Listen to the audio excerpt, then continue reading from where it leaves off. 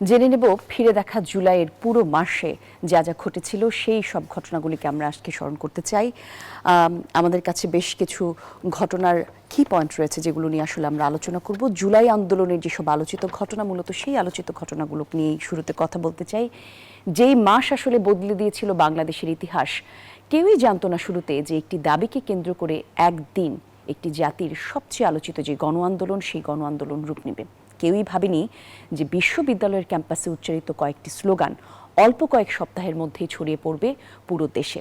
যে ঘটনা দেখতে পাচ্ছি, বৈষম্যবিরোধী ছাত্র আন্দোলন শুরুতে কিভাবে ঘটলো সেই কথা আসলে আমরা জানাতে চাই। 24 জুলাই আসলে যদি শুরু থেকে বলি, শুরুটা হয় সরকারি চাকরিতে কোটা সংস্কারের দাবিকে কেন্দ্র করে শুরুটা হয়। 2018 সাল থেকে এই কোটা সংস্কারের দাবিকে কেন্দ্র করে আলোচনায় আসে ছাত্র জনতা, এবং তারপর বৈষম্যবিরোধী ছাত্র আন্দোলনের ব্যানারে দেশের বিভিন্ন বিশ্ববিদ্যালয়ে শিক্ষার্থীরা রাজপথে নামেন। তাদের দাবি ছিল যে যোগ্যতা এবং মেধাকে যেন অগ্রাধিকার দেওয়া হয়, এবং সেই অগ্রাধিকারের ভিত্তিতেই নিয়োগ ব্যবস্থা গড়ে তোলে। প্রাথমিক কয়েকদিনের আন্দোলন ছিল শান্তিপূর্ণ, কিন্তু সেই শান্তিপূর্ণ আন্দোলন ধীরে ধীরে রূপ নিতে থাকে বড় আন্দোলনে। হাতে প্ল্যাকার্ড, মুখে স্লোগান নিয়ে, চোখে নানান প্রত্যাশা নিয়ে ছাত্ররা সেই আন্দোলনের শুরুটা করেছিল।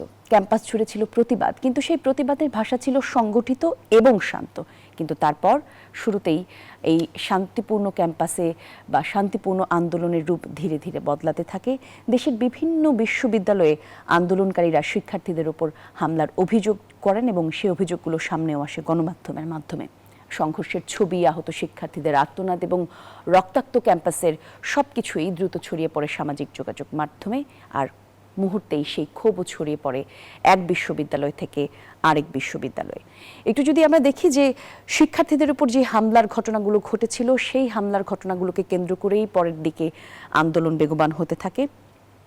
আর এক বিশ্ববিদ্যালয় থেকে আরেক বিশ্ববিদ্যালয়ের শিক্ষার্থীরা আসলে ঠান্ডা থাকতে পারেনি। তারাও বলছিল যে শিক্ষার্থীদের উপর যে হামলা চালানো হচ্ছে, সেই হামলার বিপক্ষে তারা থাকতে চায়। ঢাকা আর তখন একলা থাকলো না। চট্টগ্রাম, রাজশাহী, খুলনা, সিলেট, বরিশাল, রংপুর, একটির পর একটি করে শহরে আন্দোলন যুক্ত হতে থাকে, এবং সেই আন্দোলনের সাথে রাজপথে নামতে থাকেন হাজারো শিক্ষার্থী। আন্দোলনে শুধু একটি বিশ্ববিদ্যালয়ে থাকেনি, যেমনটা বলছিলাম, সারা দেশের তরুণরা সেই আন্দোলনের কণ্ঠস্বর হয়ে ওঠেন, এবং এর মধ্যে রাজনৈতিক নানা বিতর্ক তৈরি হয় সাধারণ মানুষের মধ্যে। সরকারের শীর্ষ পর্যায়ের একটি বক্তব্যকে ঘিরে সেই আন্দোলন আরও বড় হতে থাকে। আমরা জানি সে তখন সরকারের শীর্ষ পর্যায় থেকে একটি বক্তব্য আসে, কোটা, মুক্তিযুদ্ধ এবং সরকারের নাতিপতি নিয়ে একটি মন্তব্য উঠে আসে, আর সেই মন্তব্যকে কেন্দ্র করেই দেশজুড়ে তীব্র প্রতিক্রিয়া সৃষ্টি হয়। অনেক আন্দোলনকারী মনে করেছিলেন যে তাদের দাবিকে খাটো করে দেখা হয়েছে। সেই তৎকালীন প্রধানমন্ত্রীর সেই ভাষাকে কেন্দ্র করে তারা ভেবেছিলেন যে যেভাবে প্রধানমন্ত্রী কথা বলেছেন ছাত্র জনতাকে ঘিরে, সেই কথা আসলে তাদেরকে খাটো করে দেখানো হচ্ছে। আর তাতে করেই উত্তেজনা বাড়তে থাকে। দিন যত গড়ায় রাজপথে ততই বাড়ে সংঘর্ষ। আইনশৃঙ্খলা রক্ষাকারী বাহিনীর সঙ্গেও ছাত্রছাত্রীদের আন্দোলন মুখোমুখি অবস্থানে যায়। Tear shell, sound grenade, rubber bullet এবং পরে প্রাণঘাতী অস্ত্র ব্যবহারের অভিযোগ উঠে পুরো দেশ জুড়ে। পরিস্থিতি ক্রমেই আরও অস্থির হয়ে ওঠে। তারপর হাসপাতালগুলোতে বাড়তে থাকে আহতদের ভিড়, এবং যখন আসলে হাসপাতালে আহতদের ভিড় বাড়তে থাকে, তারপরে আমরা দেখতে পারি যে সাধারণ মানুষ, পরিবার, পরিজন, যারা স্বজন হারাচ্ছেন, যাদের সন্তানরা বিশ্ববিদ্যালয়ে পড়াশোনা করেন, সেই সকল মানুষরাও এই আন্দোলনের ঘনীভূত হতে থাকেন। তাদের আবেগ, তাদের বিবেক এই আন্দোলনে তাদেরকে নিয়ে যায়। একের পর এক প্রাণহানির খবর জাতিকে গভীরভাবে নাড়া দেয়। এরপর উঠে আসে এক নতুন কৌশল, যার নাম দেয় ছাত্র জনতা বাংলা ব্লকেড। রাজধানী সহ সারা দেশের গুরুত্বপূর্ণ সড়কগুলোতে অবস্থান নিয়ে কার্যত পুরো শহরকে মূলত থামিয়ে দেওয়া হয়। একরকম জনজীবন থমকে দাঁড়ায় তখন। এরপর ঘোষণা করা হয় মার্চ ফর জাস্টিস। নিশ্চয়ই সেই দিনের কথা আপনাদের সবার মনে আছে। শুধুমাত্র শিক্ষার্থী নয়, তখন শিক্ষক, অভিভাবক, সাংস্কৃতিক ব্যক্তিত্ব, নানা শ্রেণী পেশার মানুষ সেই জায়গাতে অংশ নেন এবং রাজপথে তারা সংহতি জানান। পরিস্থিতি যখন আরও জটিল হয়ে ওঠে, তখন ইন্টারনেট যোগাযোগ ব্যবস্থা বড় ধরনের বিঘ্ন দেখা দেয়।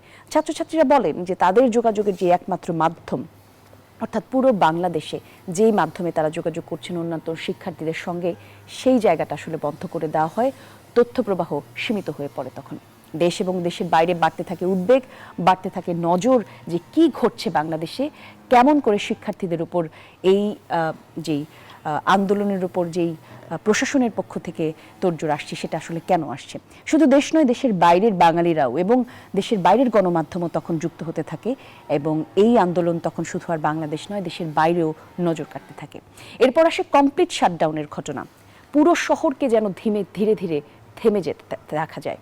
শিক্ষা প্রতিষ্ঠান, অফিস আদালত, ব্যবসা প্রতিষ্ঠান, গণপরিবহন সবকিছুতেই পড়ে আন্দোলনের গভীর ছাপ। আন্দোলন তখন আর কেবল শিক্ষার্থীদের মধ্যে সীমাবদ্ধ ছিল না, বৃহত্তর সামাজিক এবং রাজনৈতিক আন্দোলনের রূপ নিতে শুরু করে সেটি। প্রতিটি প্রাণহানির খবর মানুষকে আরো ক্ষোভ দেয়, মানুষ আরো গভীরভাবে আহত হয়। শোকে মিশে যায় প্রতিবাদ, আর প্রতিবাদ মিশে যায় জনসমর্থনে। এরপর ঘোষণা আসে সর্বাত্মক অসহযোগ আন্দোলনের। দেশের বিভিন্ন রাজনৈতিক দল, পেশাজীবী সংগঠন, সাধারণ মানুষ এই আন্দোলনের প্রতি সমর্থন জানাতে শুরু করেন। নিশ্চয়ই মনে থাকবে যে একদম গণমাধ্যম কর্মী থেকে শুরু করে প্রশাসন থেকে শুরু করে সকল শ্রেণী পেশার মানুষ এই আন্দোলনে যোগ দেয় শুধুমাত্র একটি দাবির কারণে, যে নিজেদের সন্তান অর্থাৎ আমাদের দেশের সন্তানের বুকে কেন গুলি চালানো হচ্ছে। আর আন্দোলনের পরিধি যখন বাড়তে থাকে, স্বাভাবিকভাবেই ঠিক 24 জুলাই রাজনৈতিক সংকটও গভীর হতে থাকে। একটা শেষ কর্মসূচির ঘটনা ঘটে তখন, মার্চ টু ঢাকা। আর এই মার্চ টু ঢাকাকে কেন্দ্র করে তৎকালীন যেই রাজনৈতিক দল অর্থাৎ যারা মসনদে ছিল তাদেরও মনে একটা ভীতি তৈরি হয়। দেশের বিভিন্ন প্রান্ত থেকে মানুষ রাজধানীর দিকে আসতে শুরু করে।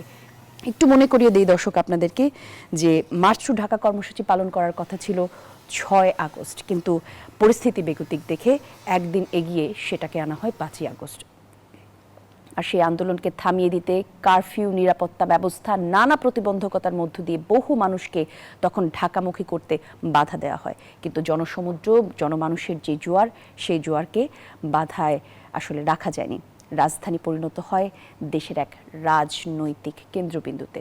তারপর আসে বহুল আলোচিত মুহূর্ত, অর্থাৎ দ্রুত পরিবর্তিত রাজনৈতিক পরিস্থিতির মাধ্যমে তৎকালীন প্রধানমন্ত্রী শেখ হাসিনাকে দেশ ত্যাগ করতে বাধ্য করা হয়। আর এর মধ্য দিয়েই সেই সরকারের পতন ঘটে এবং বাংলাদেশের রাজনীতিতে নতুন এক সূচনা হয়, নতুন এক অধ্যায় হয়।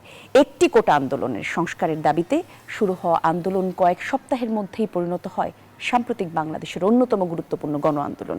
জুলাই আজকে বলে একটি মাসের নাম নয়, এটি এক প্রজন্মের প্রতিবাদ, এক জাতির অস্থির সময়ের স্মারক এবং বাংলাদেশের রাজনৈতিক ইতিহাসে এমন একটি অধ্যায় যা নিয়ে আলোচনা, গবেষণা এবং নানা রকম অস্থিরতার মধ্য দিয়ে পার করে আসা রাজনৈতিক উত্তর। দর্শক, জুলাইয়ের আজকের এই যে প্রাপ্তি, সেই প্রাপ্তি নিয়ে সারাদিন ধরে নিউজ 24 আয়োজন করেছে সংবাদের বিশেষ আয়োজনের। আপনারা চোখ রাখবেন সেই প্রত্যাশায়। এখনকার মতো আমি জুলাইয়ের এই সংযোজন থেকে বিদায় নিচ্ছি। আরও একবার চলে যাব আমার সহকর্মী তমার কাছে। বাকি থাকা খবরগুলি জানাবেন সহকর্মী তমা। কলি, ধন্যবাদ আপনাকে।